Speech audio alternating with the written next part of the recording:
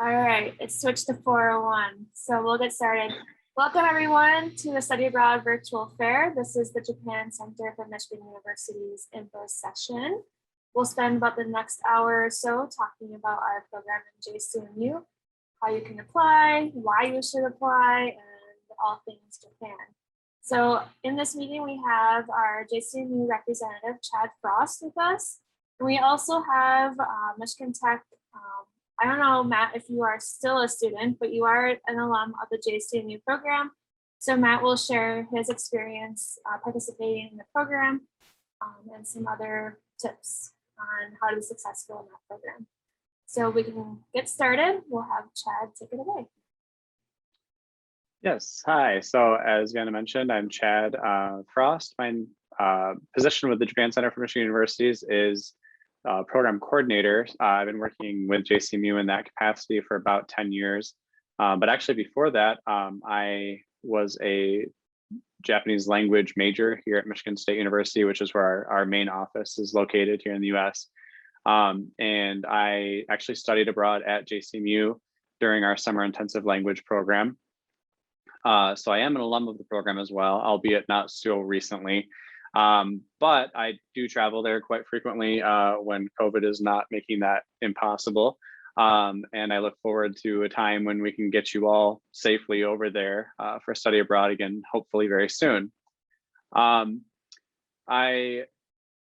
think it's a good place to start by kind of just letting you know that, there are a lot of caveats to things that I'm going to say today, just because, there are some things that we still don't know.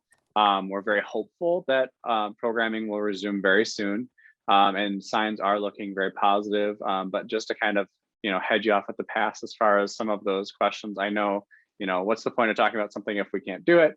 Well, the idea behind this is that we hope that we are going to be able to resume programming very soon. A few things just to kind of give you some background as far as like why Japan is still locked down. It's just that, the vaccination rate in Japan up until recently was kind of lagging behind a lot of other countries. And there were several different reasons behind that that probably aren't super relevant. It's not really due to vaccine hesitancy. It was more about approval and getting it going and everything and administered. So they are finally catching up with that. And we do have reason to believe that actually it may be possible to study abroad as soon as spring 22. So everything that we're going to be talking about today is basically spring 22 onward. And just so you're also aware, even though we do have other programs other than our Japanese language and culture program, I'm only going to really be talking mostly about that because our health and culture, which is a kind of a public health focused program, and our TESOL program, our Teaching English in Japan program, although those are our wonderful summer options, we're not planning to offer those again until 2023 at the earliest. So if you were hoping to hear more about those particularly, it might be better to instead set up an advising appointment, just so you're not sitting here waiting for me to talk about that a lot. But that's all I wanted to kind of start out by saying right now. And then of course, I think Matt, if you want to introduce yourself too and what your experience has been with JCMU. Yes, so I went in 2018. Thankfully then rather than now, when I was very close to when I would have done it. So yeah, I did in 2018. I did do the fall program, and I did as Jen mentioned, the TESOL program along with it. Yeah,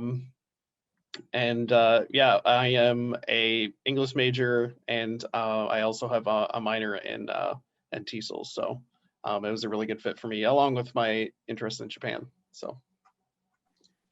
Great, thank you. And so basically, I'm going to go ahead and start by doing an overview presentation of JCMU. And then my hope is that, that'll kind of cover a lot of the questions that you might have just kind of more generally. And then we're going to allow Matt to talk a little bit about his experience specifically with JCMU.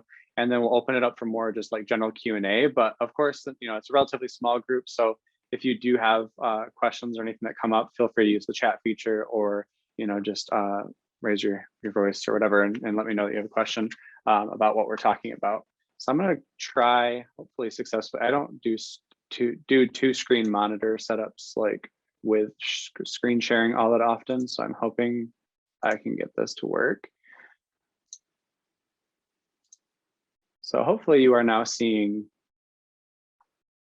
the screen and that it's full screen and not like a bunch of other stuff. Everything's good. Okay. And I can still see you. So that's all good. All right. So I like to start out just by talking about like, Sona, why study abroad with JCMU? There's a lot of other options, you know, as far as study abroad with your home institution and potentially with Japan. I don't know. I'm not actually well versed in all the different options that might be available through MTU for study abroad in Japan. But one thing that I really enjoy about JCMU and our programming is that it was the center was actually built around the idea that we need to make Japan accessible to everybody studying within Michigan, regardless of the institution they're at, whether you have Japanese as a major on campus or whether students have had any opportunity to study Japanese at all on campus. JCMU is really formulated with this idea that everyone in Michigan should have an opportunity to go to Japan, to experience Japanese language and culture and learn more about it so that we can build you know, these stronger connections between our sister states. So with that in mind, all majors are welcome. There is no previous Japanese language study required for any of our programs, whether it be our Japanese language programming or any of the other ones. We are in a beautiful location. We are actually located in Shiga Prefecture, which I'll talk a little bit more about in a second, but basically we're just north of Kyoto, we're just west of Nagoya. So it's a really nice area of the Kansai region of Japan. It's kind of, we're on the edge of rural area. So if you're used to being up in, you know, Houghton and you like that feeling, JCMU is not like, we're not in Tokyo. And some people look at that as being a negative thing, but actually I say, if you're studying Japanese language, not being in Tokyo is pretty cool because you actually have to use your language. Whereas if you are in Tokyo, you can get by pretty much never having to use Japanese. So it all just kind of depends on how you look at it. But we'll also talk about personal travel and how accessible other parts of Japan are in a little bit. And then, you know, financial aid, scholarships, things like that. Of course, Vienna can tell you more about that, how that looks specifically at MTU. But typically, you know, because you do remain enrolled at JCMU or at MTU while you're at JCMU, everything runs pretty smoothly and you're able to use scholarships and things that you normally would receive. All right. But why study abroad in Japan more generally? You know, sometimes, especially like at schools like MTU, where, you know, there's a lot of different majors, but you might be computer science or engineering or something like that. And you might think, well, you know, why do I need a language or whatever? You know, why do I need kind of experience abroad? Or maybe you don't think any of those things. Maybe you see why it's important. But for those that don't necessarily get the connection, I like to kind of mention, you know, that Japan, especially for the state of Michigan, is an important partner, not just because of the auto industry, but a lot of other industries and sectors are represented within the state of Michigan, particularly with a Japan focus or a Japan connection. Japan is a major foreign investor in the state of Michigan. There are over 500 facilities that employ over 40,000 people, and 95% of those employees are people, you know, from Michigan or based in Michigan. A lot of that is in the auto industry and manufacturing, but you know there's also growing industry in areas like commercial trade and legal services, things like that. And so having, you know, language in those areas, or even just Japanese cultural experience and background, can be extremely helpful because a lot of times these companies are headed by people that are from the parent companies in Japan, and they're trying to work with, you know, local population of workers. And so having that kind of cultural training and being able to relate to people across cultures is really a valuable skill set that is highly prized by a lot of international companies. And then, you know, it's not just for language students. Like I said, like, you know, you're not going to necessarily come back fluent if you only do 1 year study abroad at JCMU. Like, I think you're going to be more skilled in the language than you'd probably expect, just because our program is quite intensive. But you know, that skill set of being able to work with other people and bridge cultures, and you know, work from different cultural perspectives and bridge that gap. That's really a useful thing, regardless of where you end up working and with whom. And then, of course, in Michigan, along with those facilities comes a large Japanese population. Not so much up in the UP, but definitely downstate in the southeastern portion of the state and this middle to southwestern portion of the state. There are a lot of Japanese facilities. And so a lot of investment in the region again.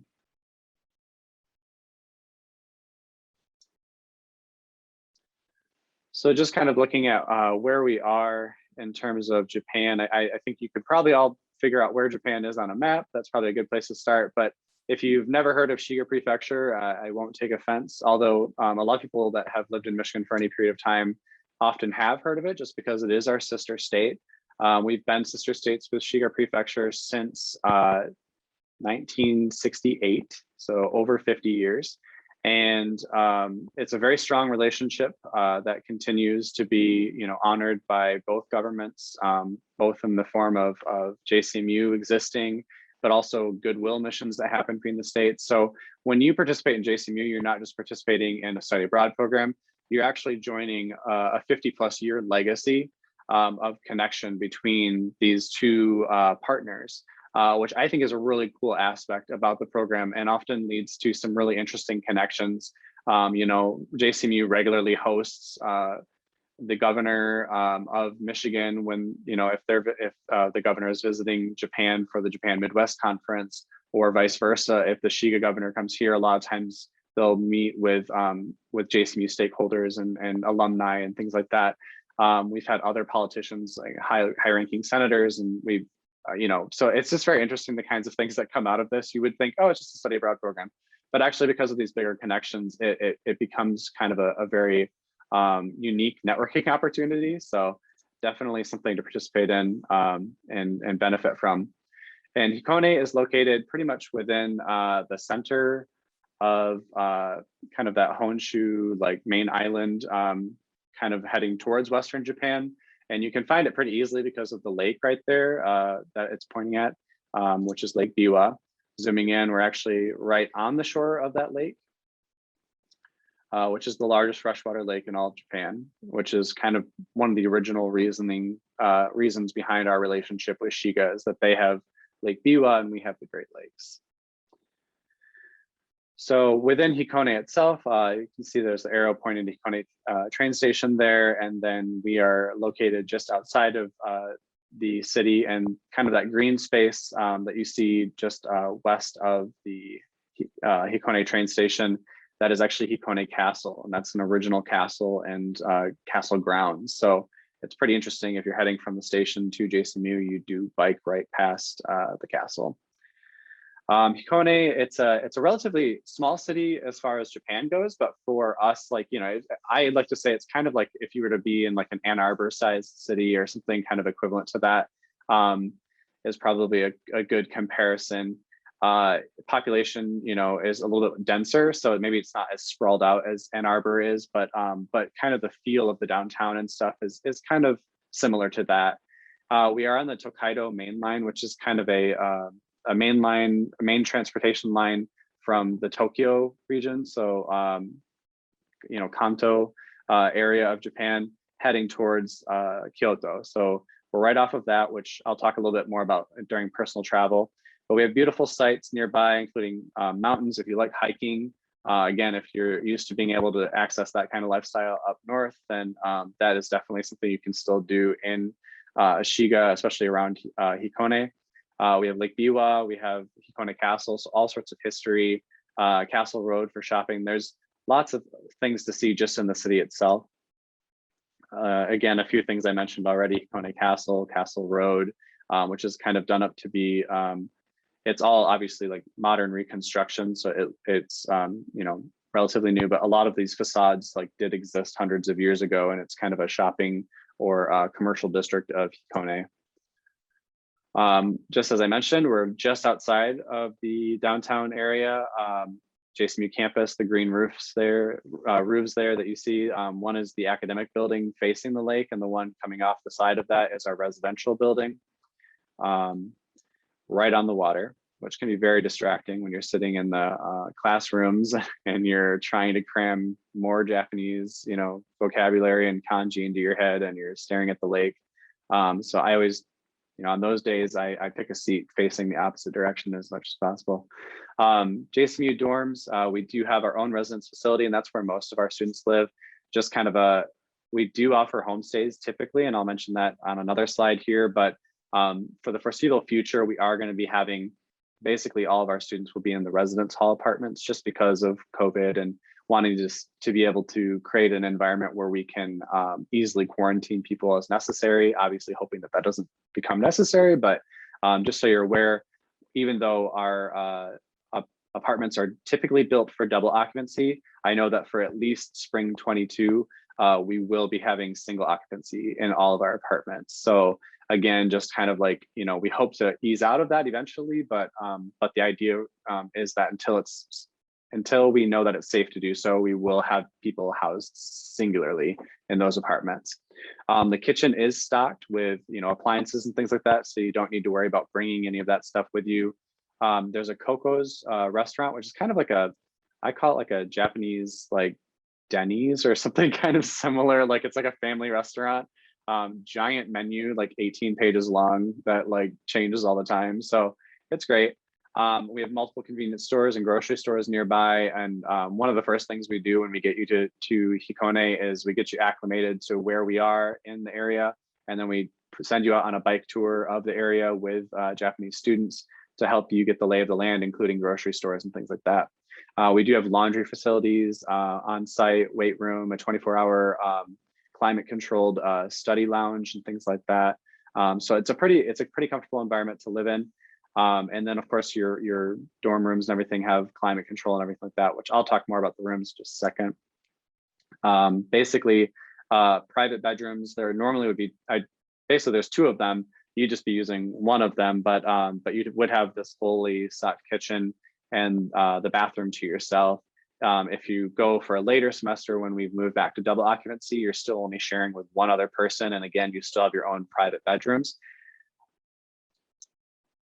And then, as I mentioned, homestays are currently unavailable, but if you are looking for something further down the road beyond spring 22, so maybe you're looking at summer or fall of next year, we obviously, as soon as it is possible to do so, we hope to ease back into be able to offering homestays. Homestays are an amazing opportunity to get a chance to live with a Japanese host family and see what day-to-day life looks like in a Japanese home. Now, of course, a Japanese home, is not just one thing. Just like any of our homes might look all very different, our day-to-day lives may look very different.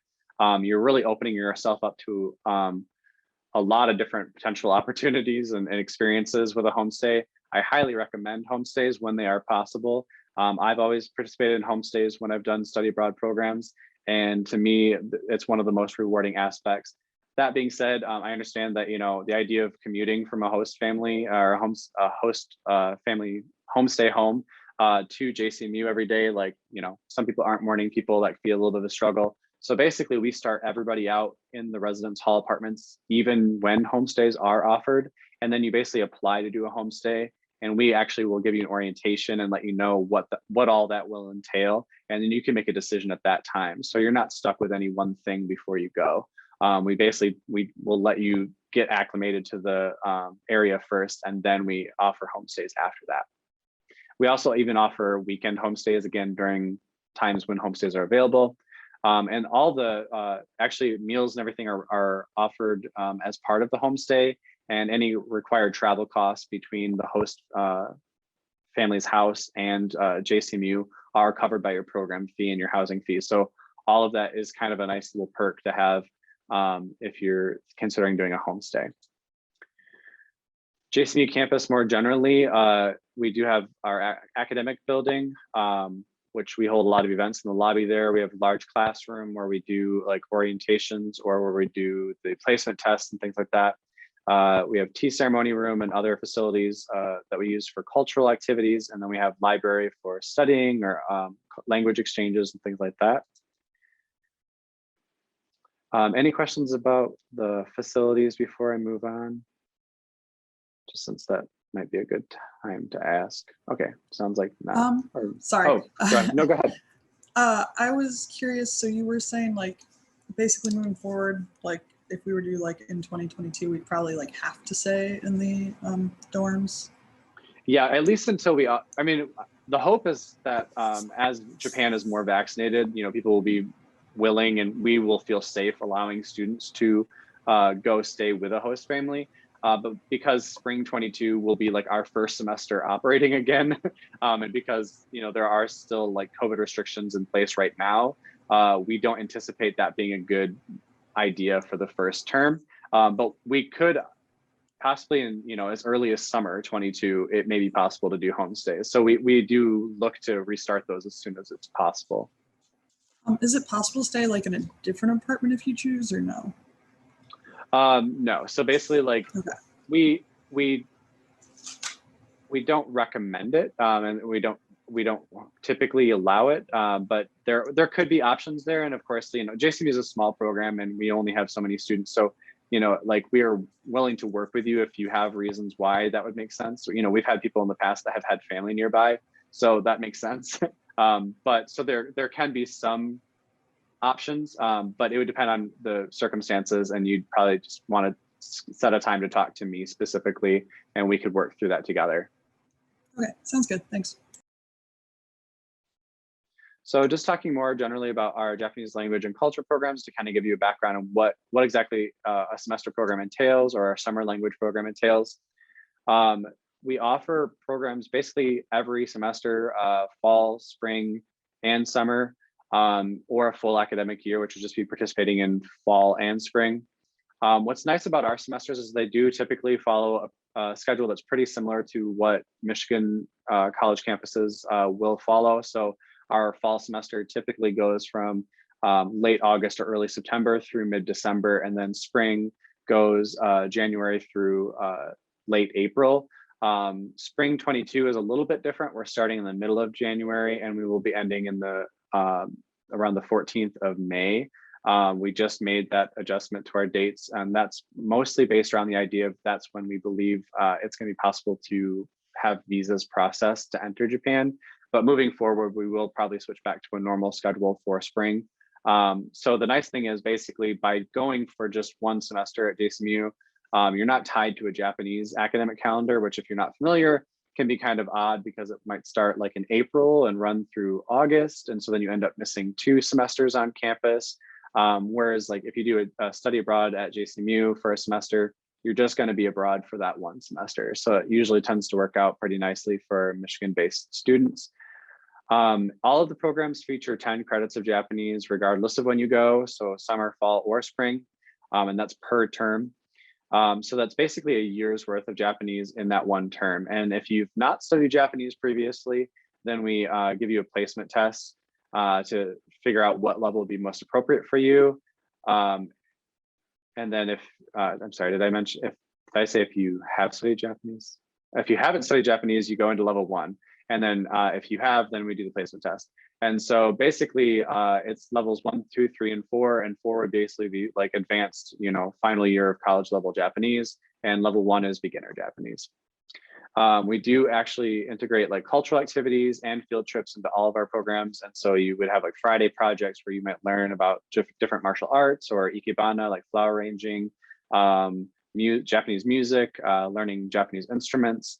And then we also have field trips to different sites or to learn about different cultural aspects of Japan and historical aspects of Japan. A lot of times we'll have at least one bigger trip that goes outside of the prefecture. And then we have several in and around the prefecture, and that's in addition to, of course, any kind of personal travel available. As it's mentioned here in the comment from a past student, the class sizes tend to be very small compared to maybe what you're used to, even at Tech. We tend to max out at like 15 students or so, and that's considered a pretty big class for us. If it tends to be any bigger than that in a certain level of Japanese, like maybe sometimes Japanese level 2 will get more than that. We tend to split it into 2 smaller sections because we want you really to have a lot of time to engage. And of course, in a COVID world, that's actually like very beneficial that our classroom sizes are typically about that big, because it's very easy to social distance and all that as well. So looking to go during a world that still has COVID concerns and everything, we're actually pretty well prepared for that. Our classes are kind of pretty small and contained anyway. So it's a pretty easy place to feel safe in. We also offer elective courses during our semester programs, so fall or spring or academic year. And so you take that in addition to the 10 credits of Japanese. During the summer, it's only 9 weeks long, and you're taking that 10 credits Japanese. That's a lot to cover in such a short period of time. So we don't try to throw anything else on top of that academically. But for a semester, you are there for 15 weeks. And so we do usually have you take at least one elective course, plus a required course that we call the JCMU experience course. And it's basically kind of an extended orientation that allows us to monitor how you're doing in Japan and to offer you resources throughout your time there so that you can get the most out of the experience. The electives that we have coming up, I'm still working to determine those for sure, but basically any of the ones that are offered by our resident director are going to be offered for spring. So I think he's looking at offering 2 electives.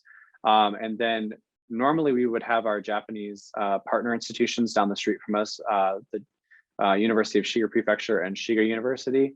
They would normally offer an elective each for us. But I think that that's not going to happen for spring 22.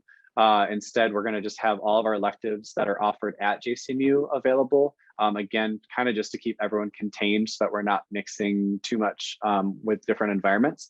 But then beyond, spring 22, our hope is to go back to offering electives with our partner institutions.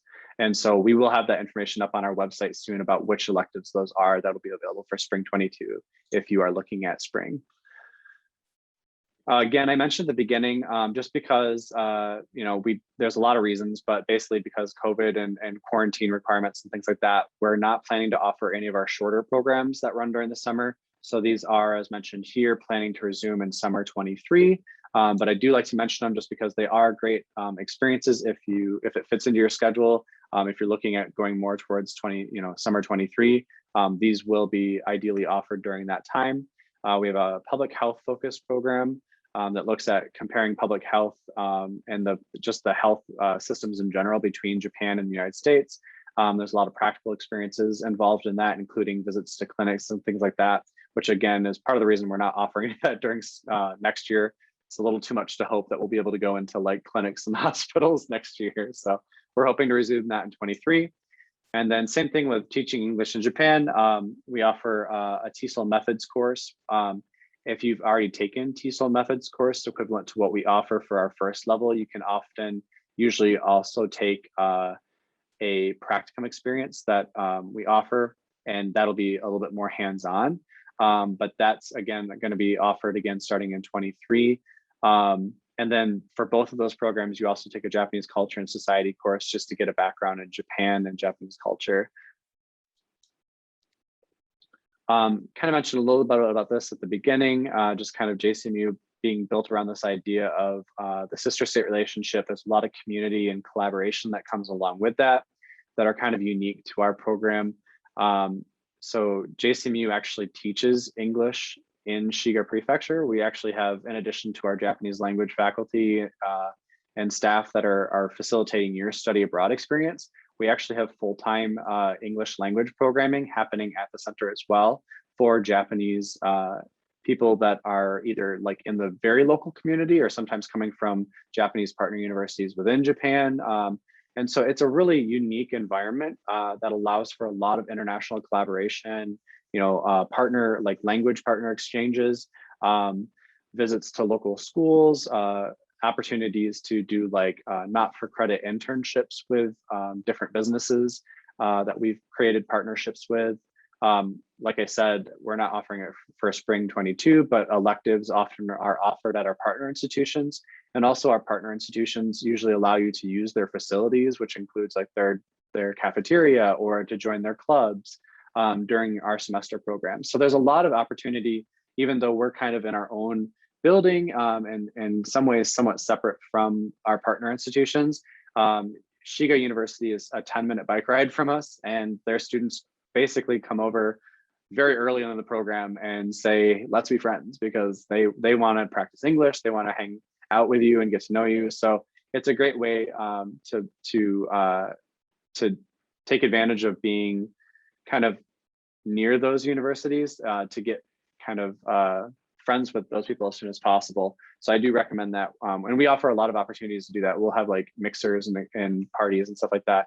Obviously, like COVID being a concern, it'll all kind of depend for spring 22 what that looks like. But of course, we're going to make sure that we offer as many possible opportunities for language and cultural exchanges with our partner institutions. We often host a Halloween party during our fall semester, and we usually have we've started doing a cultural festival during our spring semester. So that's usually something that the JCMU students are involved in organizing, and can be really fun. And I mentioned like culture classes and things that we participate in. So these are just some more examples. Field trips and personal travel. Field trips that are part of the program are included in the program fee. You don't pay anything extra to participate in those. We usually have 1 to 2 field trips outside of the prefecture per term. Past field trips have included, visits to places like Kyoto, Nara, Osaka, Ise, Hiroshima, places like that. But a lot of students usually take advantage of personal time and travel. So, I mean, you will be in Japan for an entire semester or for a summer semester as part of our program. And, from either 9 weeks to 15 weeks, that's a good amount of time. Basically, I'll point out on our website where a sample schedule is of what our weekly schedule looks like. But essentially outside of class time, you're on your own. You can do what you want to do. So if you want to travel to different parts of Japan, you're able to do so. Typically during any semester, there's going to be extended weekends where a national holiday falls on a Monday or a Friday. And so you might get a 3-day weekend or a 4-day weekend. And during that time, if you want to, go somewhere, then you're welcome to do so. And so a lot of students will take advantage of that. We have students go to Tokyo pretty much every term.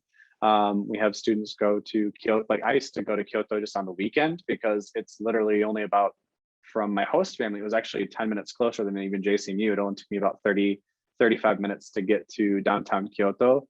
It was $7.50 or $8. And so I would go to Kyoto all the time just because I kind of prefer that pace rather than Tokyo, which to me is really big. But even Osaka is only about an hour away. So a lot of students will take advantage of that and go all sorts of places in Japan. But what's kind of nice about coming back to JCMU at the end of the day, especially after being in a place like Tokyo or Osaka, is the pace of life in those cities can be really exciting, but can also be really draining for some people. You get back on that train and then you get past Kyoto and you're seeing the rice fields again and the mountains, and you're like, I can breathe again. It's nice and calm and cool. So yeah, I really enjoy living in Hikone when I'm there, and it's a great place to be based in. As far as program costs, I uploaded this document into the shared folder, but basically these are our updated program costs for the upcoming programs, along with application deadlines and dates for programs that we are aware of. So actually the spring dates here have just been updated and are actually updated already on our website. I'll point that out. But also our application deadline has been extended to next Friday. So we are accepting more applications if students are still interested in applying specifically for spring 22. That is an option as well. And then the program fees listed here, it's important to mention that, so basically this is what we will bill to MTU. And then typically it should look pretty similar, that amount should be about what you end up seeing on your bill. But of course, each school can have other fees that normally happen. So, you just want to make sure, if you see something that seems completely out of line, tens of thousands of dollars more than what you're seeing here, then obviously you want to check into that. But otherwise, this is what we charge MTU, and then they will charge you. And then that's all conducted through MTU billing and everything. And so financial aid, scholarships, all that stuff should apply directly. And so if you have questions about financial aid or scholarships, it's really an ideal thing to follow up with Vienna, or specifically with financial aid and scholarships, to make sure that those things are being applied properly. And if you do apply for on the second sheet of that page, there are some scholarships listed on the back. And a few of those, the JVSD and the Melville Endowed Scholarships, those are JCMU exclusive. So if you apply for those, and we tell you how to apply for those if you're eligible for them, basically they're only available to JCMU accepted students. So once you've been accepted to the program, if you're eligible, we'll let you know, and then we have you apply. If you receive it, we'll actually deduct that scholarship from the cost before we bill MTU. And so basically you'll just see that number that was on the first page, you'll just see that number decrease by whatever your scholarship amount is. That's not always how scholarships work. So I like to point that out because some people think they're gonna get a check sent to them for that amount, but it actually gets applied as a deduction. And so you'd basically like have your fee lowered. And then the program fee, because it's still, a year and a half off before we're going to really be planning in earnest for those programs starting in 23. We don't have the program fee for that yet, but once we do, it will be posted to our website, which I'll bring up in a minute. Any questions about this sheet? Just, I know there's a lot of information on here, but it's a pretty good overview of everything as far as the costs and everything. And I will bring up the website, which kind of outlines what all of that entails, like what the program fee covers, because we will get questions, I'm sure, about like things like room and board. So like we do room, but not board. So like we don't include a meal plan or anything like that. But we do basically have like that on-site restaurant that I mentioned. And then when we do our budget estimates and stuff, we'll kind of tell you what we estimate food costs to be. Now, I will say that I tend to estimate high, and the reason is I don't want students to under prepare and not have enough money to get to the end of the semester. So basically, when I pull up the estimates that are on our website, take everything with a little bit of a grain of salt, with the idea that probably most of them are pretty high. And I do that on purpose. So I'll pull up our website here, I think, separately. I'm going to pull it up right now, but I think you'll still be seeing the presentation. And then also social media, which I will point out on our website. And so, yeah, I'm going to end the presentation here real quick. I have a question in the chat. Is this program available to postdoc researchers? So yes, with the caveat being that, like, so all of our courses have basically been formulated at the undergraduate level. And for most of our partner institutions, they will come back as undergraduate credit. But if you are interested in participating in the program because you need the experience and the training, we have definitely had post-baccalaureate students participate either at the master's level or doctorate or postdoc. So we are very open to that. And we've actually had students participate who were graduated and just wanted to do it as an interest. And so we bring students in through Michigan State University as guest students, just as a mechanism to be able to record the credits and everything. So we're very open to having non-traditional study abroad participants, whatever that might mean to you specifically in your case. That's definitely a possibility. And there was one more question. Would it be possible to reach third level in one semester or 3000 level equivalent if you haven't studied Japanese before? So how that typically works, so basically our levels will complete like first year Japanese in one semester, second year Japanese in another semester, and then third year Japanese would be a third semester. So it would take at least 3 semesters to get to 300 level Japanese, or what is considered 300 level Japanese at most universities that have a Japanese major.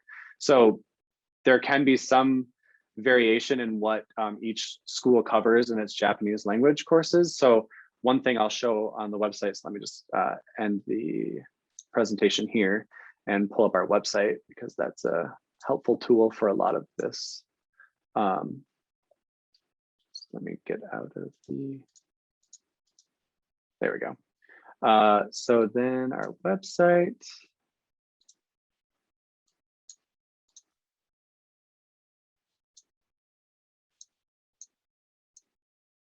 Sorry, I'm really slow at sharing things. So there we go. Okay.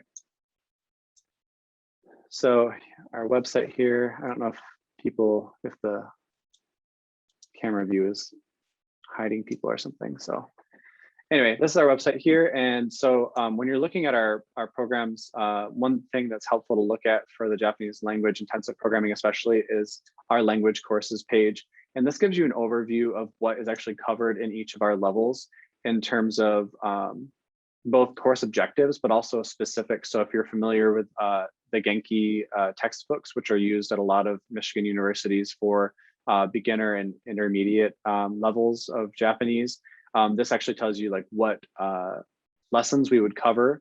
So you can kind of start to get a sense of like what level you might already be at if you've studied Japanese using the Genki books. But even if you're just looking at the objectives, it can tell you, approximately what you should be able to do after completing that level, but also like, if you look at the levels before that, what we've done, so you can kind of gauge where you should be. So that's on this page here. And then I did mention, just because the dates have changed, I wanted to point out that, the academic calendar is available right here for all of our upcoming programs that we have dates for. We're formulating the fall 22 and spring 23 dates in the coming months, but we didn't want to jump the gun on that quite yet. So we're still working on that, but these are up to date as of today. And I mentioned that the dates got pushed back a little bit. So we are for spring 22 looking at beginning in mid-January and ending May 14th. If that causes problems for people based on their schedule, like maybe you need to be back to campus earlier, we are definitely willing to work with you. You can see here that the Japanese final exam is currently scheduled for May 11th, and your final presentations happen on the 6th. There may be some flexibility there. So if you do need to leave earlier because you have summer classes starting or an internship or something in May, definitely let me know and we can figure out a way to work around that as much as possible. And then for summer, these dates are accurate to the best of my knowledge, unless there's any changes from our Japan staff that I haven't heard about. But for now, these are the most up-to-date dates. And so we're looking at starting June 5th with departing no later than June 4th from the US, potentially earlier depending on your flight, and ending on August 8th. And this is the most up-to-date place to find schedules. So definitely check this page out if you're looking at that. And then as far as fees and expenses, or just program overview, sorry. Let's go here. And if you're looking at semester, you can actually just go to the brochure page. This will actually take you to our application portal. And this is a good place to go to, again, get dates, app deadlines. So as I mentioned, September 24th is the extended deadline for spring term. Otherwise, if you're looking to apply for fall or academic year, our deadline is usually the first Friday in March, which this next year will be March 4th of 22. Now, this is our deadline. So this means that you need to submit an application to JCMU. But of course, you want to check in and make sure that you're following any deadlines or requirements that MTU has in place. So it's always best to just make sure that you're working with your study abroad office as early as possible to make sure that you're completing all of the requirements on their end and getting all of the best advising that you can get so that you're doing things in a timely manner at the time that they're supposed to be done. So yeah, those are dates there. You can just click apply now on this page. And it'll actually prompt you to enter your email address and your name, and then it'll basically tell you everything that you need to submit after that. We do actually have on our website under students, we have how to apply, and it actually has videos for every portion of the application, the initial application. And each one will have a link to a video here, but you can also just watch the whole series of videos about how to start one and how to finish it. But if you ever have any questions, of course, you can reach out to us directly by email or phone. So I'll show you our contact information on there. It's just under about contact us, our East Lansing office. And so this is our contact information here. And then, of course, one other thing that you might want to do is you might want to just set up an advising appointment, just one-on-one to ask like questions. Maybe you have some questions after you've sat and thought about what we've discussed today. You want to just talk some more or go over something that's particular to you.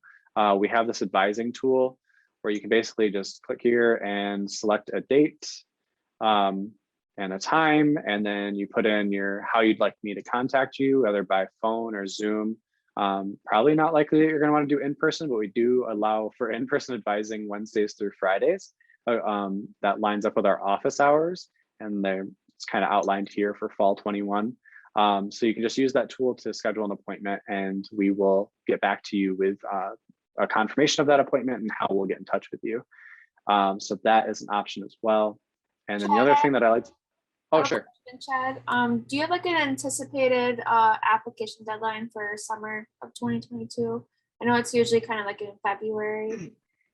Yeah, let me pull that page up. So because I was looking just at the semester one, it didn't show that one when I pulled that page up, but the summer intensive Japanese language program for 22, those applications are open. I haven't plugged the dates in yet in this format, but they are available on the academic calendar on the website.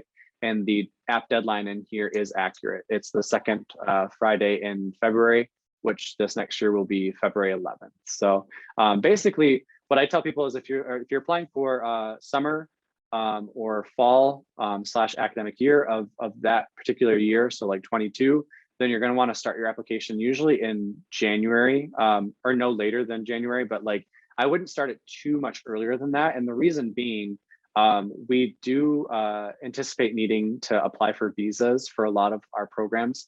And so when you submit things like your hard copy transcript, it's best if it's relatively recent at the time that we admit you to the program, because we actually do have to submit transcripts and things like that to the immigrations office in Japan. And so you can always like start an application earlier than this and fill out questionnaires and things like that, or even get recommendations. That's totally fine. But I do recommend that, when you submit your transcript, that it be within the semester that you're currently applying, that you're applying. So maybe wait until winter term or has started at Tech before you request your transcript. And that, again, that's just the caveat of we want to make sure that it's not out of date when we apply for your visa. Which we do facilitate that process. And so I do like to mention, like you won't be on your own to figure out how to get a visa for Japan. We do all of that as part of the post-acceptance process if it is required for your program. In the past, there was visa waiver travel that allowed US passport holders to enter Japan without having to apply for a visa. That was suspended because of COVID. We don't know if that's going to be reinstated or not. So it may be required to have a visa for summer. And if so, we're going to make sure that we work with you to supply that. And then the only other thing I like to point out on here is we do have stories and testimonials in our system that you can look back. And a lot of these are from past students. And so there's interesting articles from past students about their time being in Japan or being people that are studying Japanese. And then we also have our social media outlets like Instagram. Oh, that's just going to show you my profile. But basically, if you click on any of these, it'll go to our pages on those. And then we also have events.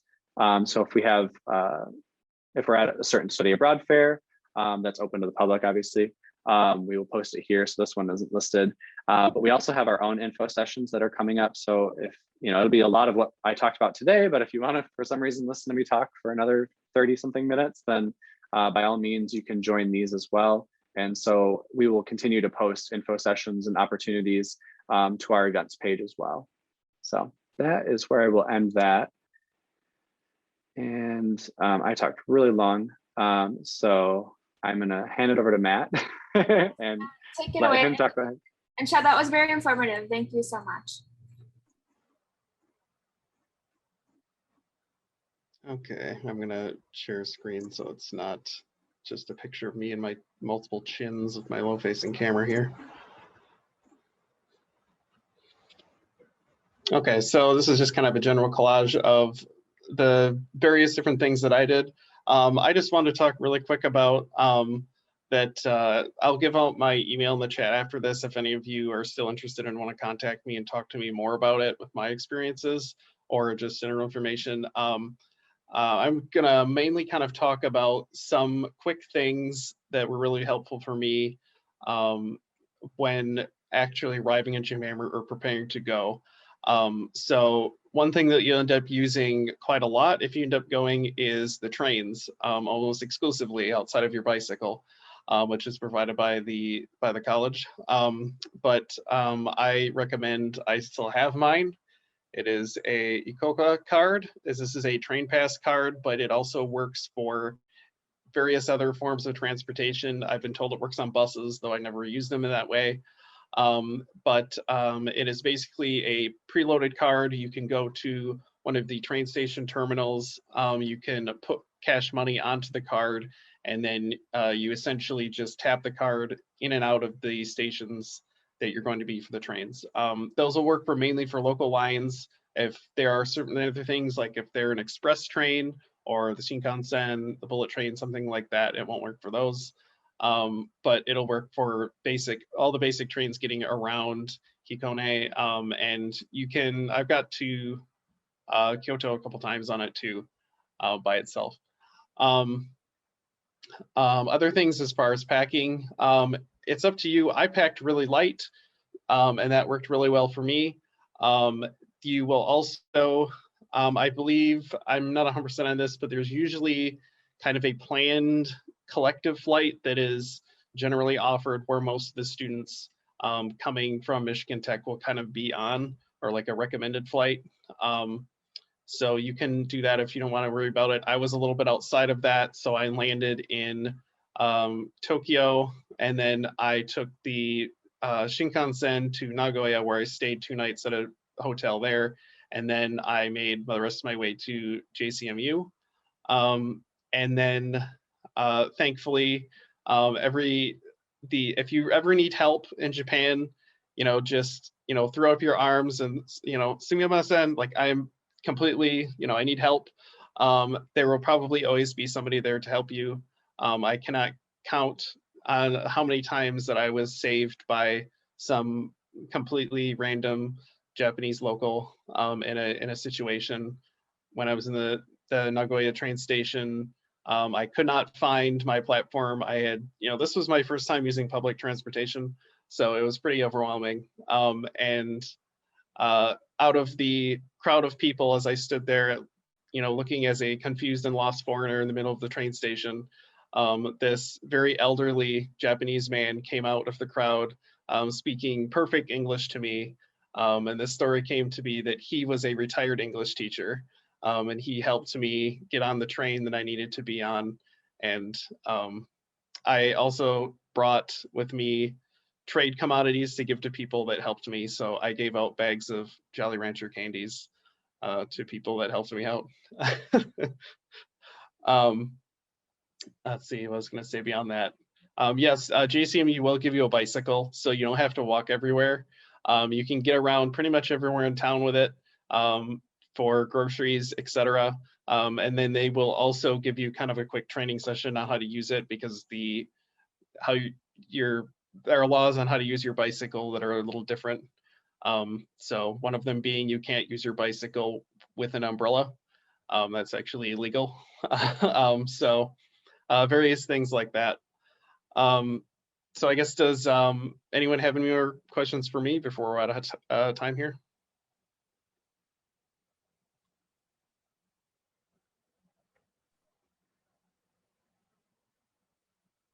How has this experience benefited you academically and professionally and even personally?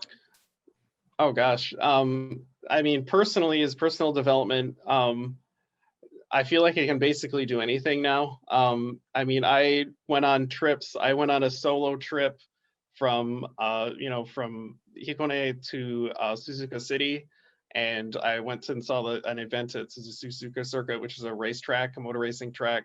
And I did that as like a whole day trip by myself. Came back on like the sequence of last trains until I just barely made it back to the university in one run. But yes, professionally, it's been great for me because I plan to return to Japan after I graduate, hopefully this spring, and apply for the JET program. And then after that, kind of transition into being a full-time English teacher in Japan either elementary, high school, pretty much wherever they'll have me in that capacity. But it has been, it is a great thing to have on your resume, even if you don't plan to go into teaching, it doesn't really matter. Like having study abroad experience on your resume, just in general, is one of the most positive things you can have, because it shows like employers, it shows other people that, you are capable in working in these,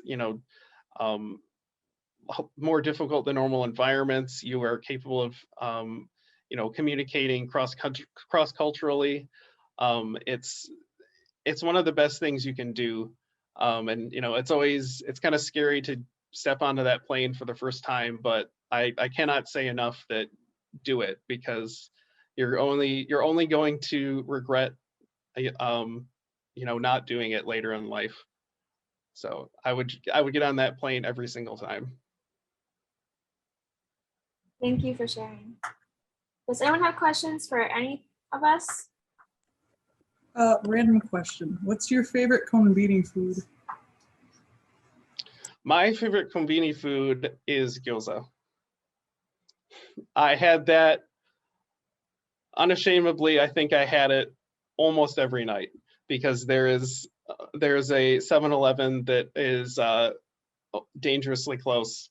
It's walking distance to the JCMU campus. So I went there a lot.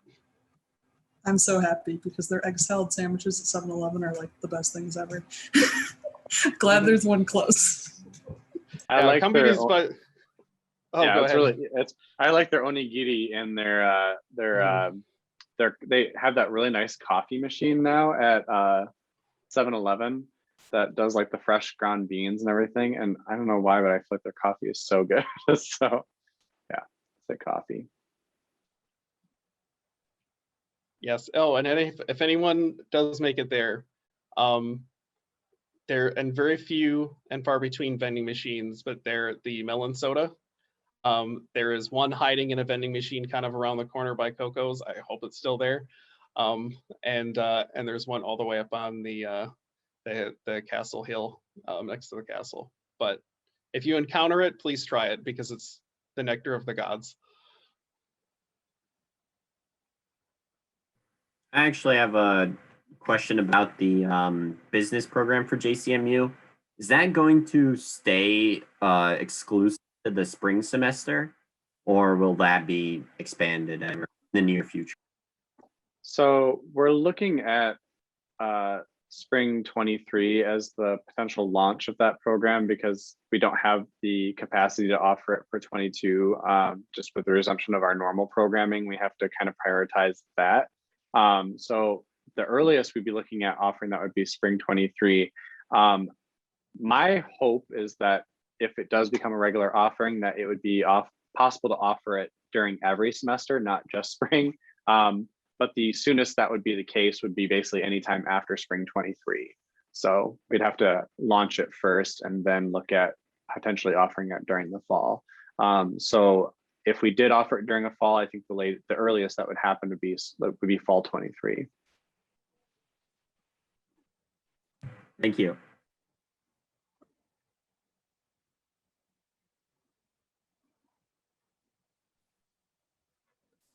Okay, I think we can end there. I want to thank Chad and Matt for joining us, and all of you for hopping on the call today to listen about JCMU. I hope to talk with you. I should throw my email in there. You can email me to schedule an advising appointment, and we can talk about the next steps. You can contact Chad if you have any specific questions about the program, and then Matt is a good resource for you to learn more about the student perspective.